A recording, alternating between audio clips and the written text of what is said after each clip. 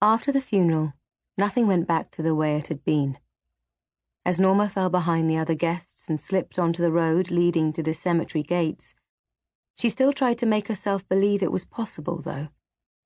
Her mother wouldn't have been offended that she'd already ordered a taxi, and Norma didn't care about any of the rest of it.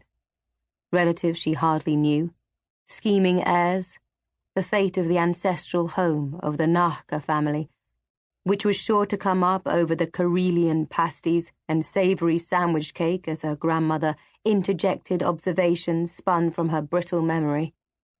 Norma would leave the farce behind to try to return to normal life and meet her mother's death head-on. No more avoiding places that reminded Norma of her. No more being late to work. No more taking taxis instead of the metro, and no more bursting into tears each morning as she tore at her hair with a metal-toothed comb. She wouldn't forget to eat or drink enough, and she wouldn't let the life she and her mother had spent so much work building together fall apart.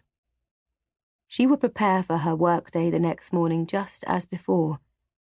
She would pick the lint from the back of her blouse and pack her purse with baby oil to tame her curls, diazepam and meclizine to calm her mind and body. Into the bottom of the bag she would toss a travel-size bottle of Elnet hairspray because that was the smell of a normal workday, the choice of women who had their lives in order. That was the kind of woman she intended to be. After armouring herself for the day to come, she would enter the Sanainen metro station, melt into the flowing mass of humanity, and allow the escalator to carry her to the platform as on any other day. The air current would flap the hem of her skirt, people would browse their phones and free newspapers, and none of them would remember the tragedy that had happened on that same platform. Only she would think of it as she prepared to confront the tension that had dominated her workplace through months of labour negotiations. She would realise that nothing in her life had stopped other than her mother's life. There was no sign of her taxi. Norma leaned against the cemetery fence and allowed relief to swim into the bubble formed by the benzos and scopolamine. She had survived the funeral. She hadn't spotted deception in anyone's commiseration or hypocrisy in words of sympathy. She hadn't fainted, vomited, or had a panic attack, even though some people had come close enough to hug her. She'd behaved like a model daughter and was finally ready to remove her sunglasses, which had begun to slip down her nose from sweat caused by the heat.